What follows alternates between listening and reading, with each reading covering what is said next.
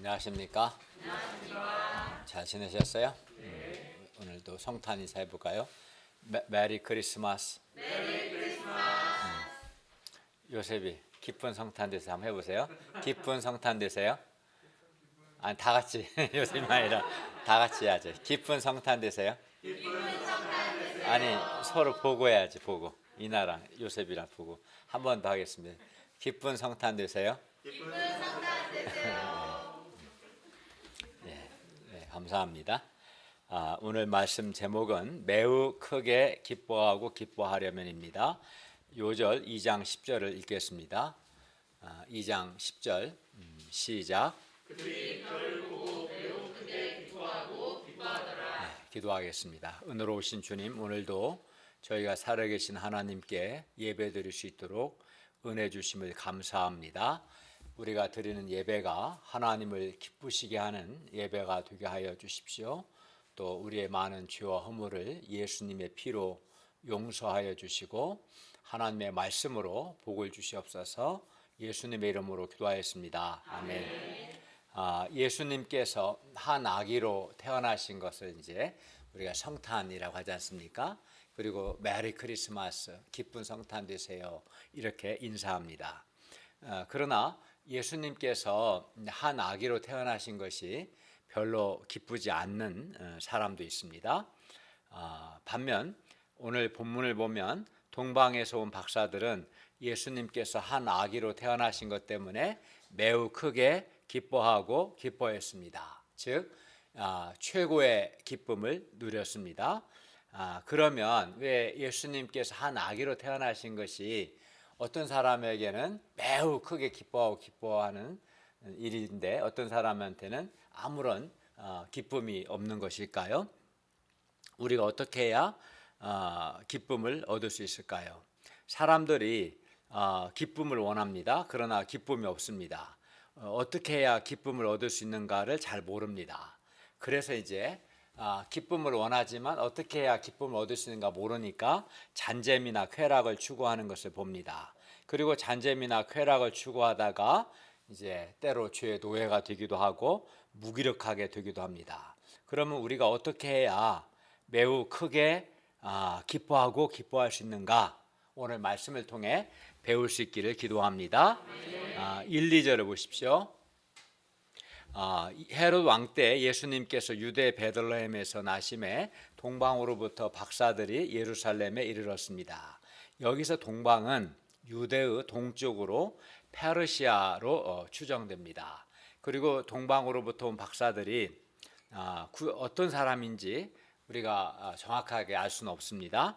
하지만 분명한 것은 동방에서 온 박사들은 이방인들이었고 그들은 유대인의 왕, 곧 그리스도를 찾았고 그리스도께 경배하고자 한 사람들이었다는 것은 분명합니다.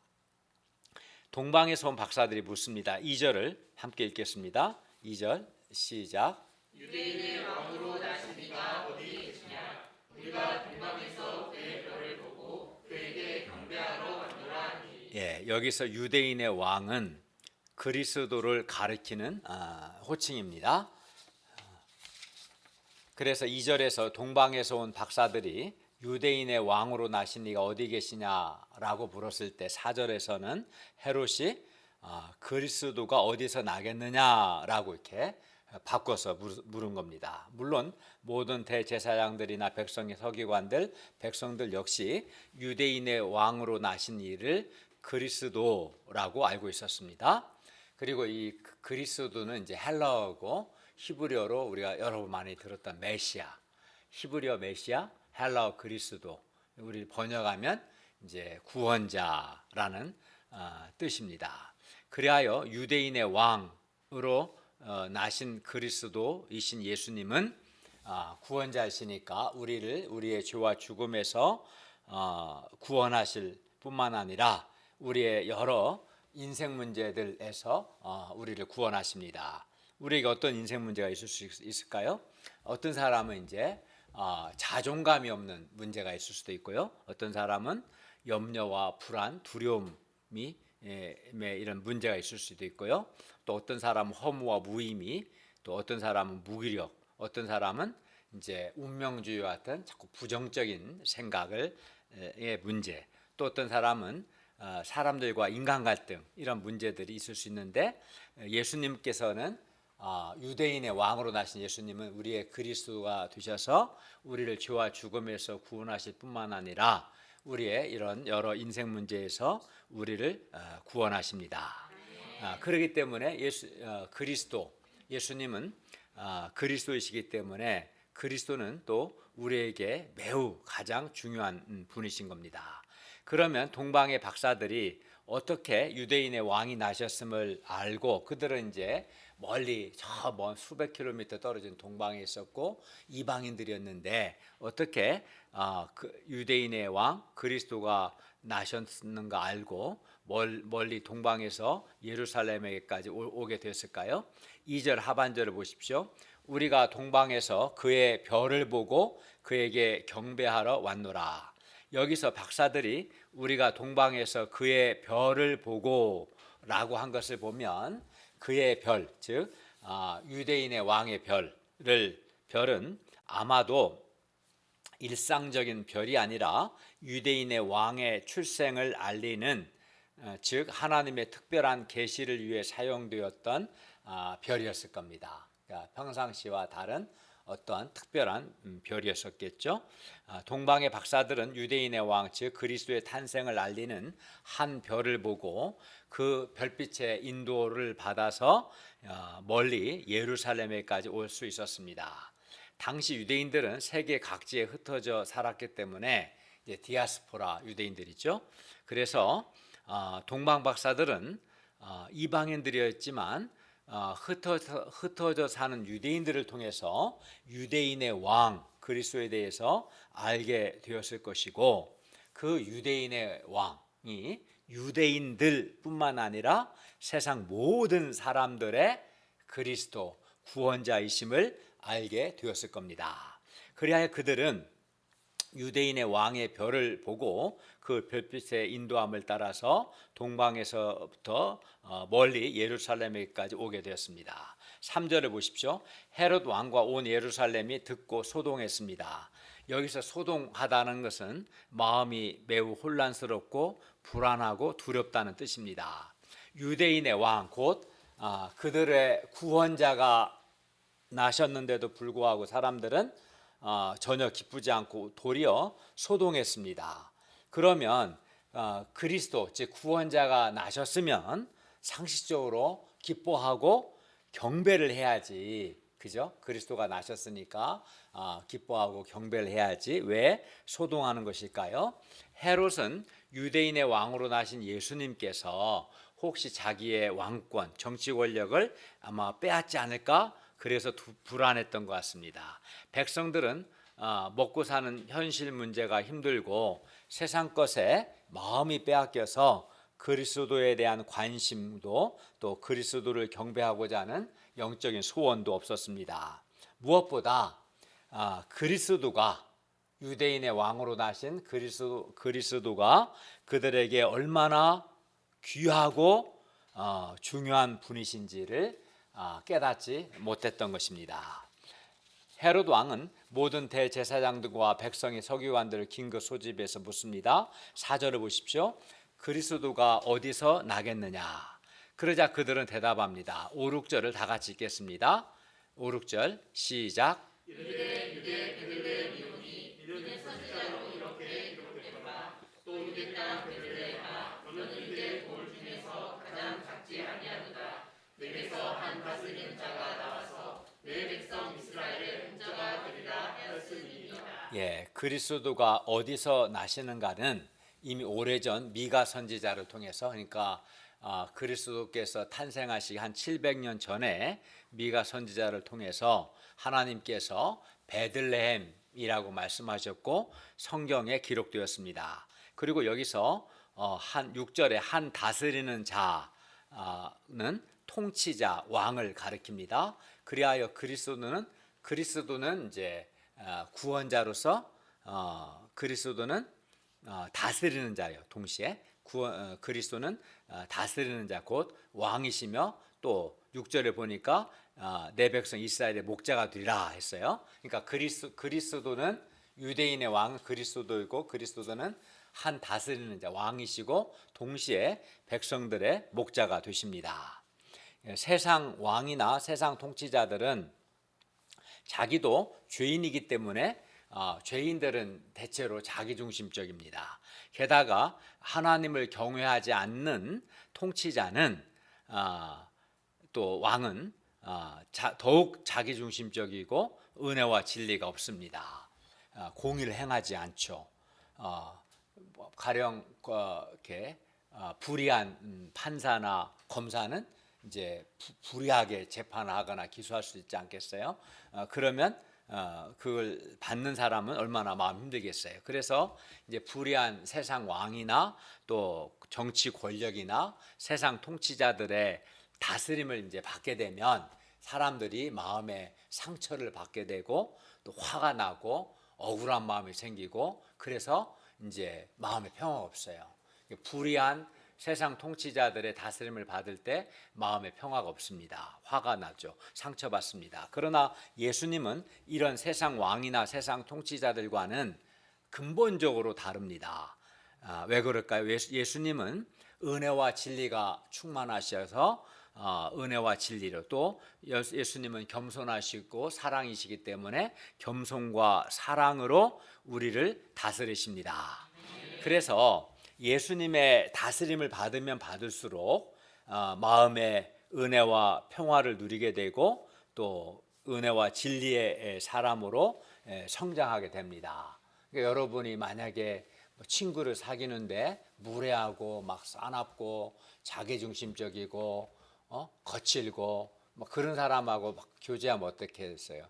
마음이 다 힘들지 않겠어요? 하나도 안. 근데 굉장히 젠틀하고 온유하고 겸손하고 진리가 있고 뭐 그런 사람과 교제하면 행복하겠죠, 그죠? 부담이 없고 마찬가지로 누구의 다스림을 받느냐가 중요합니다. 예수님은 겸손하시고 사랑이 많으시고 은혜와 진리가 있으시기 때문에 이 예수님의 다스림을 받으면 마음에 은혜가 있고 기쁨이 있고 평화가 임합니다. 그러나 의외로 많은 사람들이 사람의 마음은 잘 다스림을 받아야 한다라는 사실을 모릅니다. 아마 여기에도 그럴 수 있을 거예요. 아니 뭐 내 맘대로 하는 거지 내가 뭐 누구의 다스림을 받아야 돼? 이렇게 생각하는 사람이 있을 수 있어요. 그러나 그렇지 않습니다. 사람의 마음은 정말 잘 다스림을 받아야 합니다. 예를 들어서 여러분 생각해 봅시다. 밭을 생각해 보세요. 밭을 잘 관리하고 잘 다스리면 그 밭에서 많은 수확을 할 수 있을 겁니다. 반면 밭이 잘 관리되지 않으면 잡초가 무성하게 되고 열매를 맺지 못하는 쓸모없는 밭이 될 겁니다. 그런데 사람의 마음도 이와 같아요. 그러니까 예수님을 왕이요 그리스도의 왕으로 영접하고 그의 마음이 왕 예수님의 다스림을 받으면 내 마음을 가만 놔두지 않고 왕 예수님의 통치를 받으면 마음에서 죄의식이나 정죄감, 염려, 근심, 두려움, 불안 또는 비교의식이나 열등과 같은 이러한 어둠의 세력이 사라져요.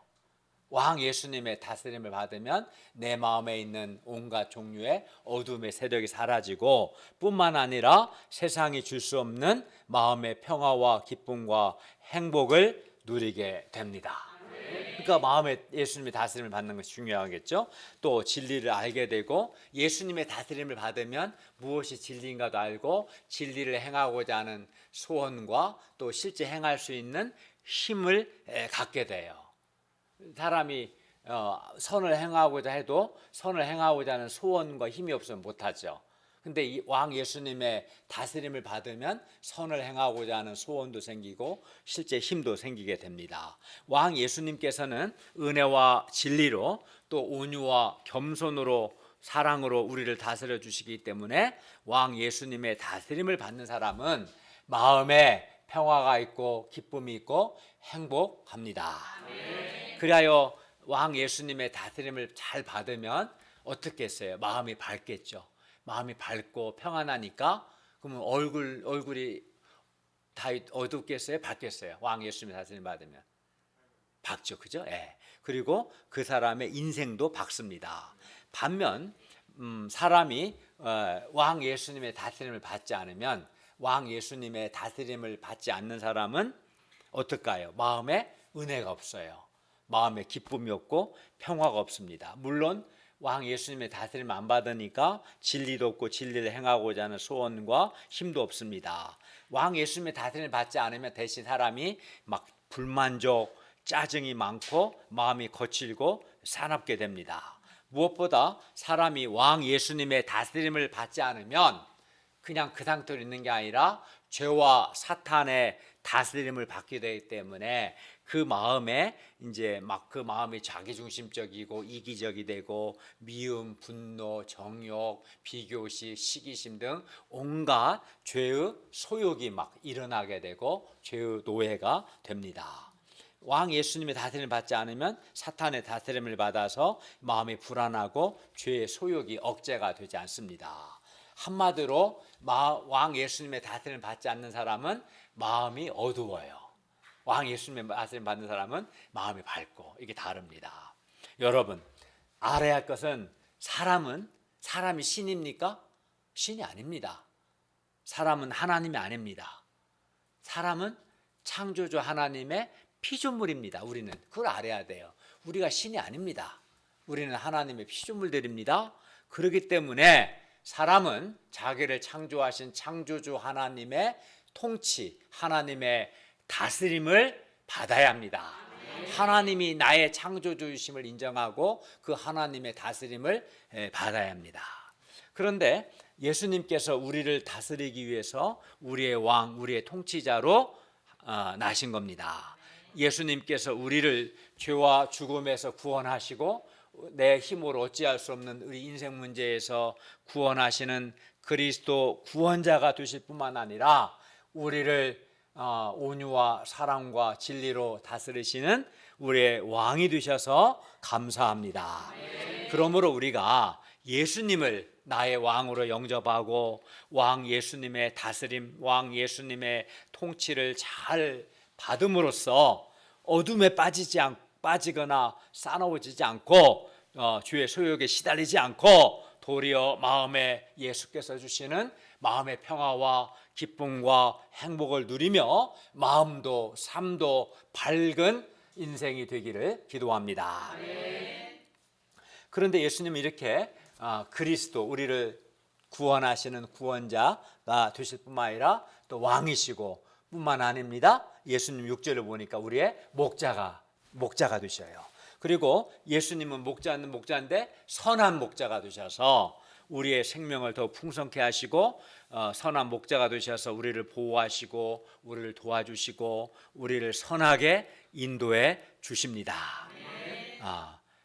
시편도 여호와는 나의 목자시니 내게 부족함이 없다고 하지 않습니까? 예수님 그런 목자입니다. 그러나 만약 생각해 보세요. 예수님은 그리스도가 되시고 우리를 다스리시는 왕이 되시고 우리의 목자가 되신다 했는데 우리 인생에서 그리스도요 왕이요 목자 되신 예수님이 없다면, 예수님 만나지 않았다, 예수님 없다면 어떻게 되겠어요? 우리는 죄를 지었으니까 늘 죄와 죄의식과 수치심과 정죄감, 심판의 두려움 속에 살다가 죽은 후에는 하나님의 심판을 받아 불과 유황이 타는 불못에 던져져서 영원히 밤낮 고통할 겁니다. 또 사는 동안에도 사탄의 다스림을 받아서 내면이 어둡고 각종 죄의 소욕에 시달리고 죄의 노예가 되지 않겠습니까? 왕 예수님의 다스림 받지 못하니까요. 그렇죠? 우리 주변에 왕 예수님의 다스림을 받지 않는 사람들을 보면 자기중심적인 삶을 살고 뭔가 열심히는 하는데 마음에 평화와 은혜와 기쁨과 행복이 없는 것을 봅니다. 사람이 열심히는 사는데 왕 예수님의 다스림을 받지 않으니까 마음에 평화가 없어, 은혜가 없어요, 기쁨이 없고 행복이 없습니다. 열심히 사는데 사람을 보면 왕 예수님의 다스림을 안 받는 사람은 피곤해 보이고 늘 곤고해 보입니다. 또 그는 정욕과 쾌락의 노예가 되고 돈의 노예가 됩니다. 쉽게 염려, 근심, 두려움과 같은 어둠에 빠지고 방황하게 됩니다. 예수님의 다스림을 받지 않으면 그렇습니다. 그러나 예수님께서 우리의 그리스도가 되시고 우리의 왕이요 목자가 되셔서 우리를 죄와 죽음에서 구원해 주시고 우리의 인생 문제에서 우리를 구원해 주시고 또 우리를 다스려 주시고 우리를 도우시고 선하게 인도해 주시니 얼마나 감사합니까? 우리에게 우리의 그리스도요 왕이요 목자 되신 예수님이 계신 것이 얼마나 감사합니까? 우리는 예수님 때문에 죄에서 구원받고 또 평화와 기쁨을 누리며 밝게 살고 있습니다. 예수님 때문에 우리는 방황하지 않고 진리의 길을 가고 있습니다. 얼마나 감사합니까? 예수님께서 우리의 그리스도 구원자 되시고 왕 통치자가 되시고 우리의 목자가 되셔서 감사를 드립니다.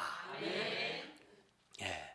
오늘날 학생들은 취직 문제로 직장인들은 직장인대로 고용 불안정으로 인해서 장래에 대해 염려와 불안해합니다. 또 자영업자들은 코로나로 인해서 많은 어려움을 겪고 있습니다.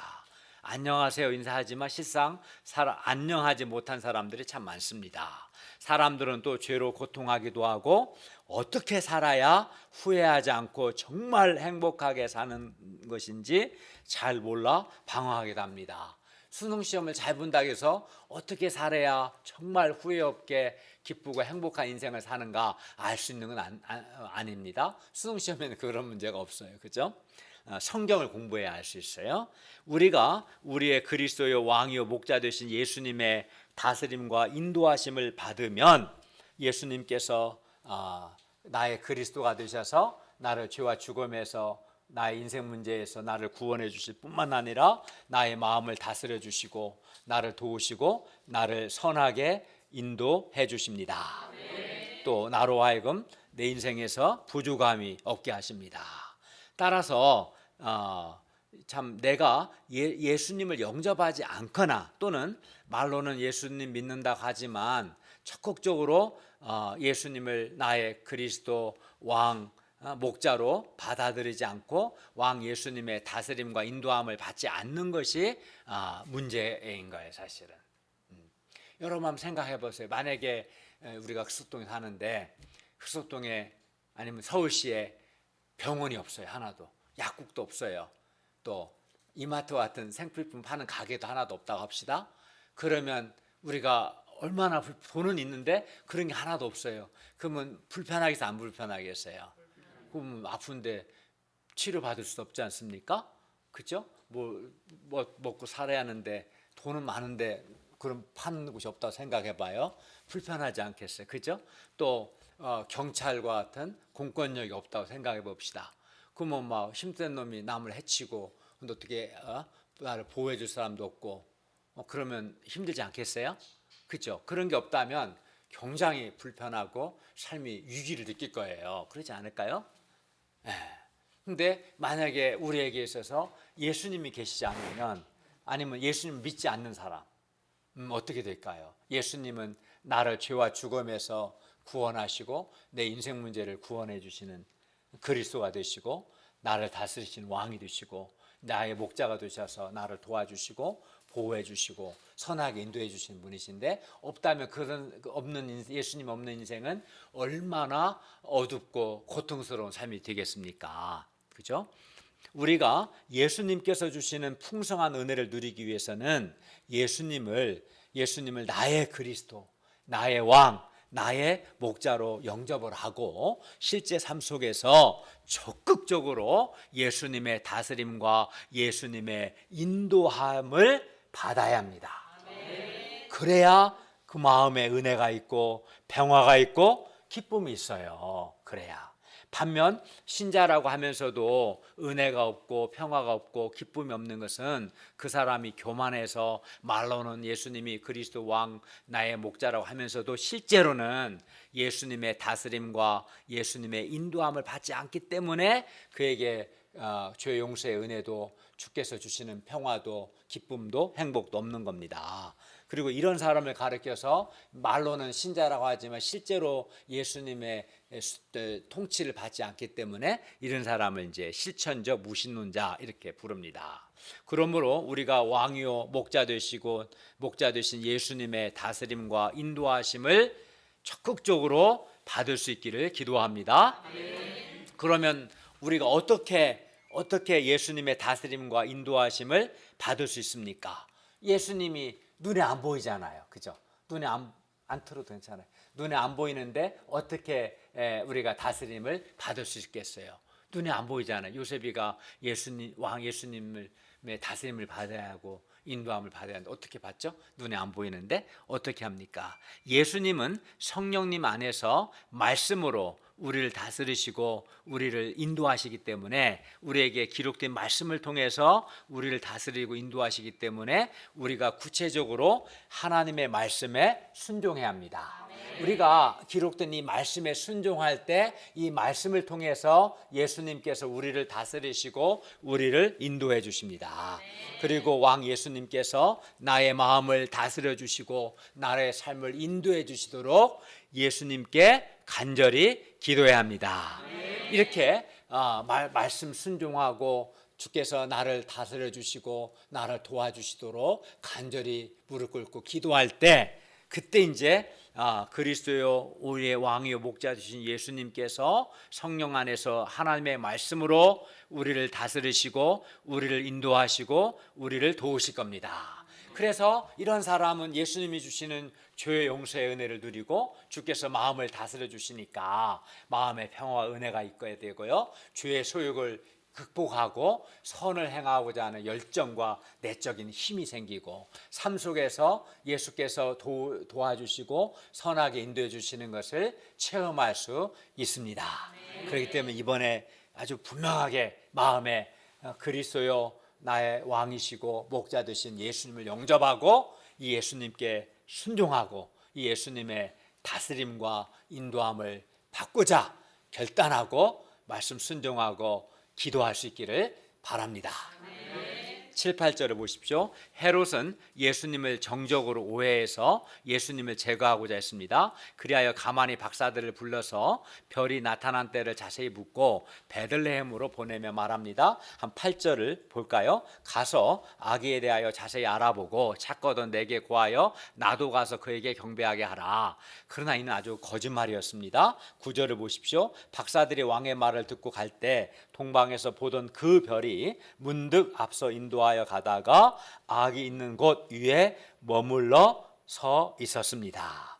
그리하여 그들은 별을 보고 매우 크게 기뻐하고 기뻐했습니다. 10절을 다 같이 읽겠습니다. 시작. 그들이 별을 보고 매우 크게 기뻐하고 기뻐하더라. 이는 그들이 유대인의 왕 그리스도를 만난 기쁨입니다. 근데 별이 딱 섰다는 것은 그 집에 그리스도가 계신다는 거잖아요. 그렇기 때문에 이 기쁨은 그들이 유대인의 왕 그리스도를 만난 기쁨이었어요. 그리고 매우 크게 기뻐하고 기뻐하다라고 말한 것을 보면 이 기쁨은 최고의 기쁨이고 세상 어디에서도 얻을 수 없는 최상의 기쁨인 걸 알 수 있습니다. 그들은 그러니까 그들의 인생에서 최고의 기쁨을 얻게 된 거죠. 그걸 어떻게 표현할 수 없는 거죠. 그냥 기뻤다. 매우 기뻤다. 이걸로도 다 표현이 안 되니까 그들이 표현할 수 있는 최고의 것을 다 표현해서 표현한 거야. 이게 매우 크게 기뻐하고 기뻐하더라. 이 말은 더 이상 표현할 수 없을 만큼 최고의 기쁨이 있었다. 기쁨을 누렸다. 이런 뜻입니다. 그리고 이 기쁨은 마음 깊은 곳에서부터 솟아나는 영혼의 참된 기쁨이었어요.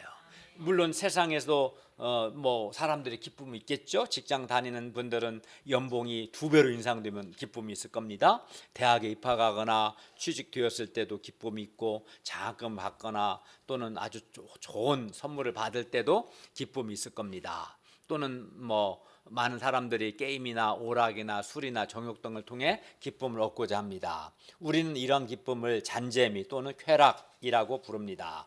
그런데 이러한 잔재미는 잠깐은 기쁨이 있을지 모르지만 그 기쁨은 곧 사라지고 그 기쁨이 사라진 다음에는 사람이 무기력하게 되고요. 다시 또 그런 잔재미와 쾌락에 목마르게 됩니다. 노예가 되는 거죠. 그러나 동방박사들의 기쁨은 이러한 세상적인 기쁨이나 또는 사상 잔재미나 이것과는 근본적으로 다른 최고의 기쁨이요 최상의 기쁨이었습니다. 그래서 그리스도를 만남으로 인한 기쁨과 세상 잔재미로 인한 기쁨은 질적으로 다릅니다. 박사들은 매우 크게 기뻐하고 기뻐했습니다. 11절을 보십시오. 박사들은 집에 들어가 아기와 그의 어머니 마리아가 함께 있는 것을 보고 엎드려 누구에게 경배했어요? 마리아가 아니라 아기 예수님께 경배하고 보배합을 열어서 황금, 유황, 몰약을 예물로 드렸습니다. 이 경배라는 것은 예배인데, 경배란 뭐냐면 하나님께 경배하잖아요. 하나님께 예배하는 같은 말이에요. 하나님께 엎드린다는 뜻이거든요. 그래서 경배한다는 것은, 하나님께 엎드린다는 것은 내가 하나님께 복종하고 하나님께 순종하고 헌신하고 충성하겠습니다라는 표현이거든요. 그래서 경배란 우리의 그리스도의 왕이요 목자 되신 예수님께 자기 전부를 드리는 헌신이요 예수님께 복종과 충성의 다짐입니다. 박사들은 그들에게 있는 가장 귀한 것으로 예수님께 경배했습니다. 황금과 유황과 몰약은 당시 귀한 것들로 보배합에는 예수님께 대한 그들의 감사, 사랑, 그리고 복종, 헌신, 충성의 마음이 이제 담겨져 있었습니다. 오늘날 하나님께 드리는 우리의 예배와 삶도 동방박사들과 같아야 합니다. 우리가 성부, 성자, 성령 삼위 하나님께 예배드린다는 것은 삼위 하나님께 감사. 왜? 주께서 우리를 창조하시고 우리를 구원해 주셨기 때문에 삼위 하나님께 감사와 사랑의 마음을 담아서 하나님께 순종과 또 헌신과 충성을 하고자 결단한, 이게 이제 예배입니다. 그러므로 하나님께 대한 감사와 사랑, 순종, 헌신, 충성이 빠진 예배와 삶은 가짜입니다. 그거는 경배가 아닙니다. 경배, 예배에는 반드시 하나님께 대한 감사와 사랑과 복종, 헌신과 충성이 있어야 합니다. 여러분도 동방박사들과 같이 매우 크게 기뻐하고 싶지 않으세요? 우리 이나 형제님 어때요? 매우 크게 기뻐하는 말할 수 없는 기쁨을 누리면 좋지 않을까요? 그죠? 예, 그렇습니다. 아마 다른 분들도 그런 마음일 겁니다. 그러면 동방박사들이 어떻게 그렇게 매우 크게 기뻐하고 또 기뻐할 수 있었을까요? 박사들의 기쁨은 그들의 인생에서 최고의 가치 있는 대상, 최고로 귀한 대상, 그들이 참으로 경배해야 할 대상을 발견하고 만나고 그 대상을 경배하는 데서 온 그런 기쁨이었어요. 그래서 기쁨은 그 대상에 비례죠. 비례. 최고의 대상을 만나서 경배할 때 최고의 기쁨이 있는 겁니다. 만약에 길 가다가 우리 다 요셉이가 100원짜리 하나를 주우면 어떨까요? 크게 기뻐할까요? 별로 안 기쁠 것 같지 않아요? 그죠? 100원짜리 하나 그건 아이스크림도 못 사 먹어요. 100원짜리를 할 수 있는 게 거의 없거든요. 별로 기쁘지 않을 겁니다. 만약에 10,000원짜리 하나를 주우면 어떨까요? 이호섭 형제님. 조금 기뻐하지 않을까요? 그래도 10,000원이면 할 수 있는 게 좀 있잖아요. 그죠? 그러나 만약에 우리 요셉 형제님이 현금 1억 원을 주었어요. 그리고 다 가질 수 있어요. 그럼 어떻게 했어요, 이 요새? 좋겠어요? 기쁘겠죠. 그걸 갖고 와서 이제 아빠도 좀 드리고, 엄마도 드리고, 다 혜성이도 드리고, 드려주고, 누나 좋죠. 응? 아니면 1억 별로 양이 안 차는가 보다. 100억을 주면 어떨까요? 얼굴이 좀 펴지네 이제. 매우 기쁠 겁니다. 이처럼 기쁨은 그 대상의 가치에 비례할 겁니다. 이와 같이 동방박사들에게 있어서 예수님은 그들을 죄와 죽음에서 구원하시는 그리스도요.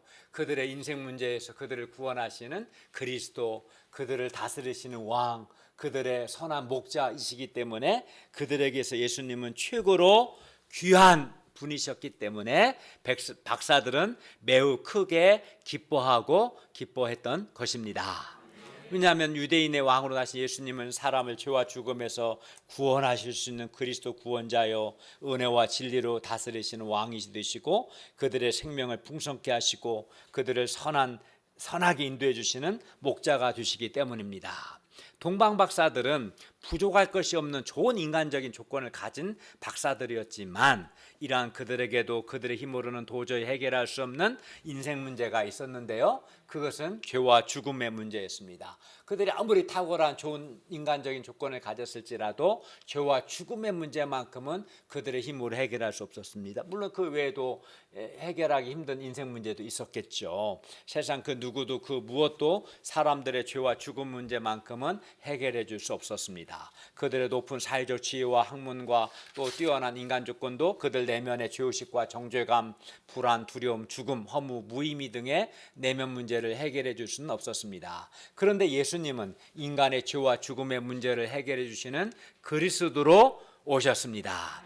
그리하여 박사들은 이 예수님을 찾아 경배하고자 했던 것이죠. 우리도 죄와 죽음 문제 앞에서 나의 한계를 깊이 인식하고 내가 정말 구원이 필요한, 하나님의 구원이 필요한 얼마나 비참하고 절망적인 죄인인가를 깊이 깨닫게 될 때, 그때 우리는 그리스도, 나를 죄에서 구원하실 그리스도 구원자를 찾게 되고 그 그리스도 구원자를 경배하고자 하는 소원을 갖게 될 것입니다. 동방 박사들의 기쁨은 자신들의 인생에서 최고로 귀한 최고의 대상을 만나서 경배한 최고의 기쁨이었습니다. 박사들은 유대인의 왕으로 나신 이가 세상 모든 사람들의 그리스도가 되시고 왕이 되시고 목자가 되심을 알았습니다. 그리하여 그들의 인생에서 가장 중요하고 가장 가치 있는 일은 바로 이 유대인의 왕으로 나신 그리스도 예수님을 만나 경배하는 것이었습니다.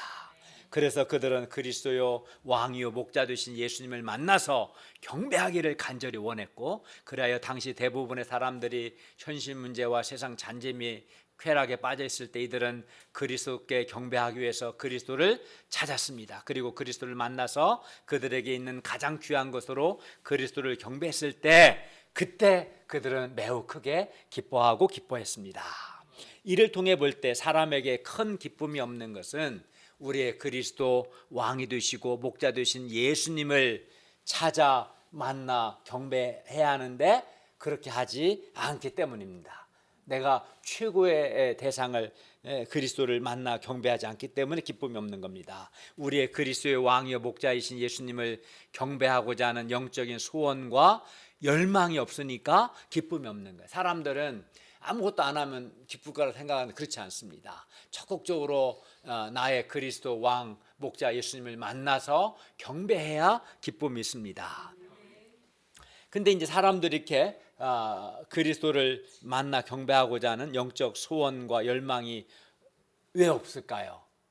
왜 없을까요? 그것은 그가 교만해서 자신이 하나님 앞에서 어떠한 자인가, 그 하나님의 구원이 필요한, 나는 정말 하나님의 구원이 절실한, 내가 정말 비참하고 절망적인 죄인이라는 것을 깨닫지 못하기 때문에 그렇습니다. 내가 죄를 용서받지 않으면 사는 동안 늘 죄의식과 정죄감 속에서 두려움 속에 살다가 죽은 후에 심판을 받을 수밖에 없는 절망적인 죄인이라는 사실, 또 내 마음이 예수님의 다스림을 받지 않으면 사탄의 다스림을 받아서 싸납고 은혜가 없고 거칠고 죄의 욕망에 사로잡힌다는 것, 또 내가 목자 되신 예수님의 도움을 받지 않으면 올바른 풍성한 인생을 살 수 없다는 이 사실을 정말 겸손하게 깨닫는 사람은 어떨까요? 그리스도요 또 왕이요 목자 되신 예수님을 만나고 이 예수님께 경배하고자 하는 소원이 생기지 않겠습니까? 그죠? 예수 만나 경배할 때 기쁨이 또 있을 겁니다. 그렇기 때문에 우리는 성경을 통해서 하나님 앞에서 내가 구원이 정말 필요한 참으로 비참하고 절망적인 죄인이라는 것과 또 예수님께서 이런 나의 그리스도 구원자 되시고 왕이요 목자 되시는 내 인생에서 예수님이 가장 귀한 분이시다는 것을 우리가 깨달아야 합니다. 예수님의 가치를 알아야 합니다. 그리고 예수님을 만나고 예수님을 우리도 동방박사들처럼 나의 가장 귀한 것을 드려 예수님을 경배해야 합니다. 그래야 할 때 우리도 동방박사들처럼 매우 크게 기뻐할 수 있을 것입니다. 이 상에서 동방박사들은 그리스도를 만나서 경배하기 위해서 많은 수고와 헌신을 했습니다. 그들은 좋은 직장을 몇 달 동안 예루살렘에서 페르시아까지는 낮에 이동해도 4개월 걸려요. 근데 별을 보고 이동해야 하니까 밤에 이동하려면 한 6개월, 8개월 걸렸을 거예요. 그래서 그들은 적어도 6개월, 8개월 무급 휴직을 하고 여행 경비와 귀한 보배합을 위해서 많은 돈을 썼을 겁니다. 동방은 유대로부터 수백 킬로미터나 먼 거리였고 게다가 당시 여행길은 험하고 위험했습니다. 그들은 산을 넘고 강을 건너고 황량한 사막도 지나야 했습니다. 그들은 또 그리스도가 어디서 태어나시는지 잘 알지 못했기 때문에 밤에 그리스도의 별을 보면서 이동해야 했고, 그래서 밤에만 이동해야 하기 때문에 많은 시간과 비용이 요구되고 육체적으로도 많이 힘들었을 겁니다. 반면 헤롯 왕이나 대제장들이나 서기관들이나 백성들은 그리스도께서 유대 베들레헴에서 태어나시는 것을 성경을 통해 잘 알고 있었습니다. 그리고 예루살렘에서 베들레헴은 불과 10km밖에 안 떨어져 있기 때문에 아주 두세 시간이면 걸어갈 수 있는 가까운 거리였어요. 그런데도 그들은 그리스도 예수님께 경배하기 위해서 그 짧은 여행길도 떠나지 않았습니다. 동방에서 온 박사들과 너무나 대조적이죠. 우리는 지하철이 다 돼 있고 버스 돼 있고 우리는 너무나 편하죠. 우리는 더 가깝죠. 그죠? 10분이면 걸어오기도 하고 지하철 타면 금방이니까요. 여기서 우리는 그리스도가 어디서 태어나시는지 성경을 잘 아는 것과 실제로 그리스도를 만나서 그리스도께 경배하는 것은 전혀 다르다는 것을 배웁니다. 헤롯 왕과 종교 지도자들, 예루살렘 사람들은 성경도 알고 그리스도도 알고 그리스도가 어디서 나는가도 다 알았어요. 그러나 그리스도께 경배하지 않았어요. 그래서 그들에게는 기쁨이 없었고 도리어 마음이 소동했습니다. 반면 동방에서 온 박사들은 이방인들이었고 성경을 잘 알지 못했지만 그리스도를 만나서 그리스도께 경배했기 때문에 그들은 매우 크게 기뻐할 수 있었습니다. 그들이 아기 예수님께 경배하고 보배합을 드렸을 때 그들의 마음에는 세상에서는 맛볼 수 없는 하늘의 기쁨이 충만했습니다.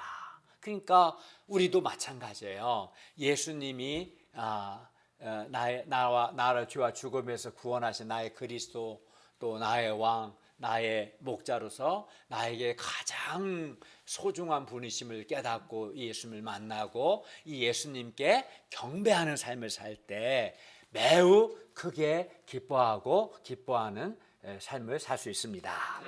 오늘날 많은 신자들이 성경도 알고 예수님께서 그리스도의 왕이요 목자가 되신다는 것도 잘 알아요. 그러나 그들이 그리스도요 목자요 왕이신 예수님의 가치를 모르고 그리하여 예수님을 경배하지 않기 때문에, 즉 예수님께 예배하지 않고 예수님께 복종하지 않고 예수님께 충성하지 않고 헌신하지 않기 때문에 기쁨도 없고 그리고 도리어 어둠에 빠지는 것을 봅니다.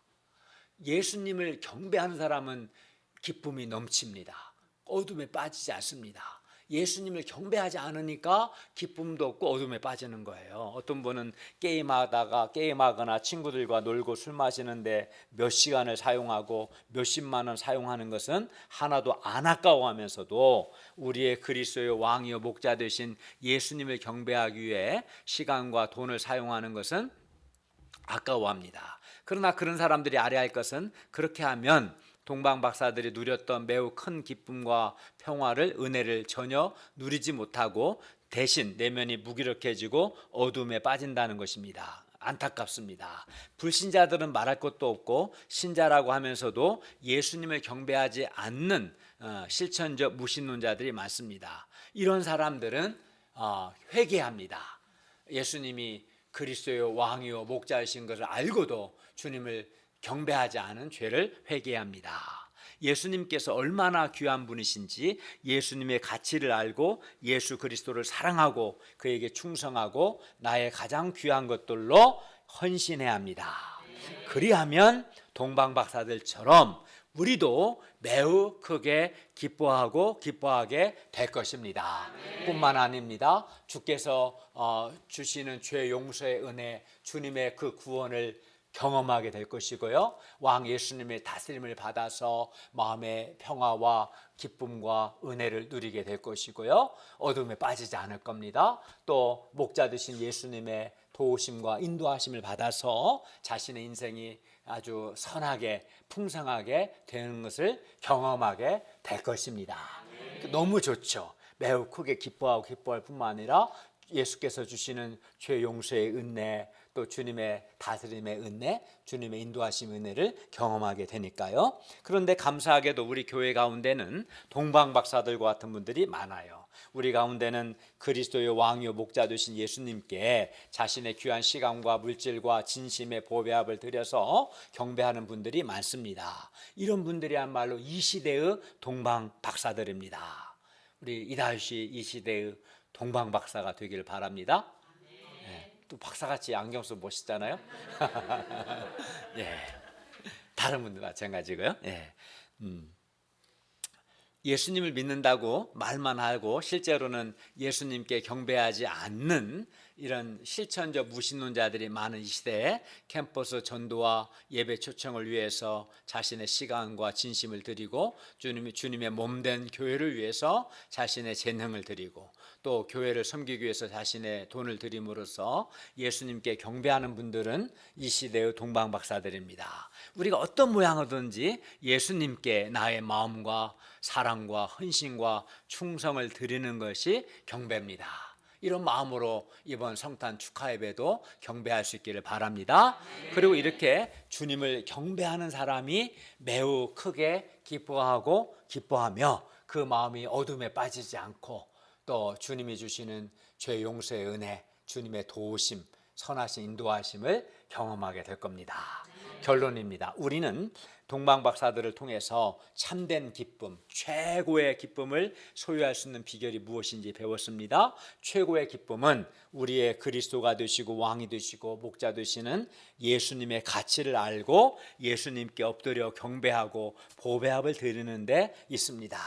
우리가 우리를 죄와 죽음에서 구원하시는 우리의 그리스도가 되시고 우리를 일생 은혜와 진리와 겸손과 사랑으로 우리의 마음을 다스려 주시는 우리 왕이 되시고 또 우리의 생명을 풍성케 해주시고 우리를 도우시고 우리의 인생을 선하게 인도해 주시는 우리 목자 되신 예수님의 소중함을 가치를 알고 이 예수님께 경배함으로 우리도 동방박사들 같이 매우 크게 기뻐하는 삶 살 수 있기를 기도합니다. 기도하겠습니다. 은혜로우신 주님, 오늘 말씀을 통해서 예수님이 얼마나 소중한 분이신가, 우리를 죄와 죽음에서 구원하시고 우리 인생 문제에서 구원하시는 그리스도가 되시고 우리를 다스리시는 왕이 되시며 우리의 선한 목자 되심을 깨우쳐 주셔서 감사합니다. 우리가 예수님을 인격적으로 만나고 적극적으로 주님의 말씀에 순종하고 주님의 다스림을 위해 기도하는 가운데 왕 예수님의 다스림을 받음으로 또 주님께 경배함으로 매우 크게 기뻐하는 자들 되게 하여 주시옵소서. 예수님의 이름으로 기도하였습니다. 아멘.